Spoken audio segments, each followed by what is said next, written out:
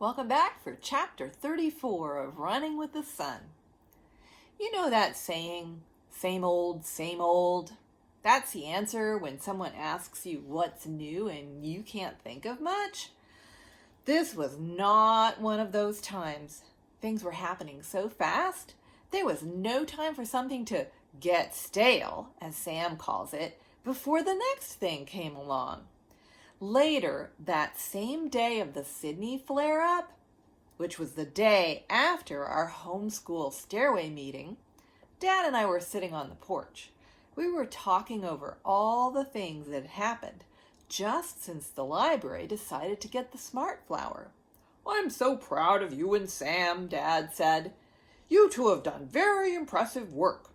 You've brought forward your ideas and you've brought people together." "I almost can't believe it," I said. "Before we moved here, I never imagined we could make such a big difference." It's true.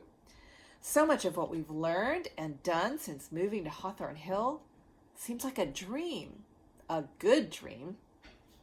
Then Dad said that Sam and I make an unbeatable team because we have different skill sets.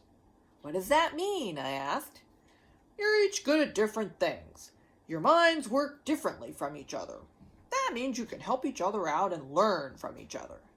Of course, I know Sam and I aren't the same, but I wanted to know how Dad would describe it. "So," I said, "exactly how are we different, Dad?" "Sam rattles the latch," Dad answered with a chuckle. "Huh?" "Here's an example. Once, when you were both very little, we took you to a fenced-in playground with a latching gate. That latch was supposed to be somewhat child-proof." I had an idea what was coming next when he said that. "Sam was over there at that gate for about 5 minutes, rattling that latch to see how it worked. Then he opened it and went out. I had to go catch him." "And what was I doing?" "You were concentrating on getting really good on the monkey bars." I'm not sure I get it. It sounds like we both wanted to make something happen. What's the difference?" "Here's how I see it. Sam noticed something new. Suddenly, all he wanted was to overcome the obstacle. There was a whole playground inside that fence, but he just wanted to be able to work that latch so he could open the gate." Even though I couldn't remember this incident, I laughed because I could picture it so easily. That is so like Sam, whether it's a jump rope, a pogo stick, or a latch. He goes after it with all his energy.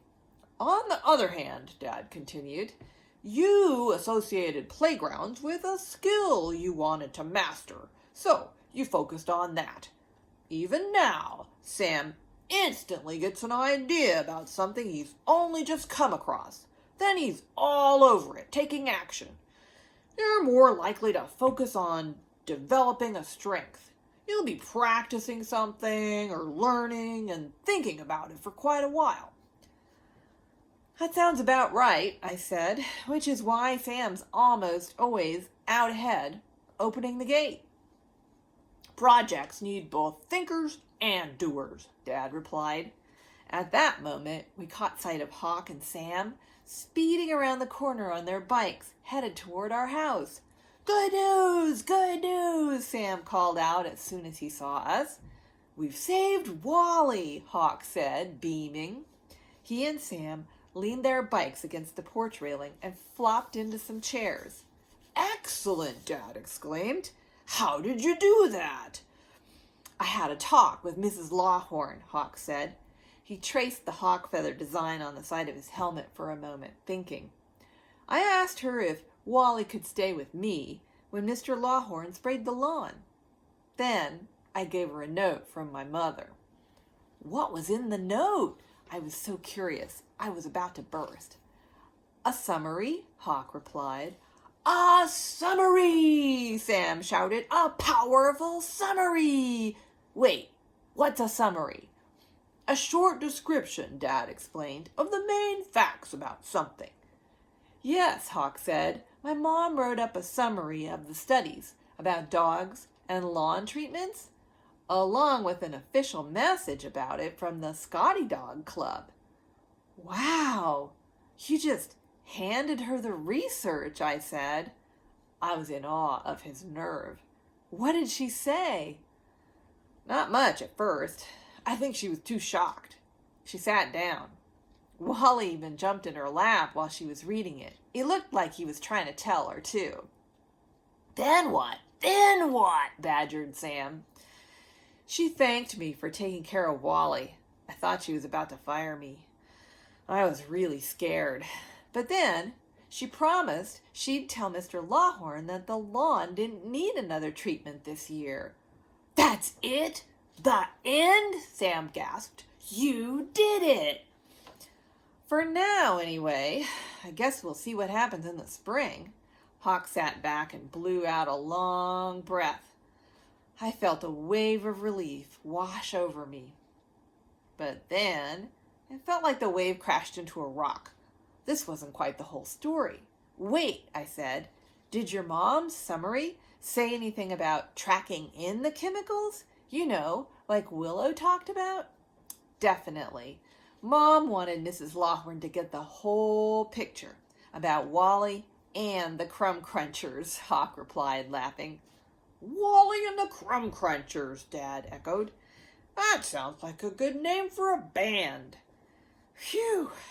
How could it be that in just a few minutes, this thing that we'd been worrying about so hard for so long was fixed?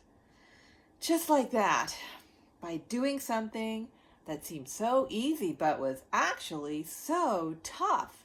I almost couldn't take it in.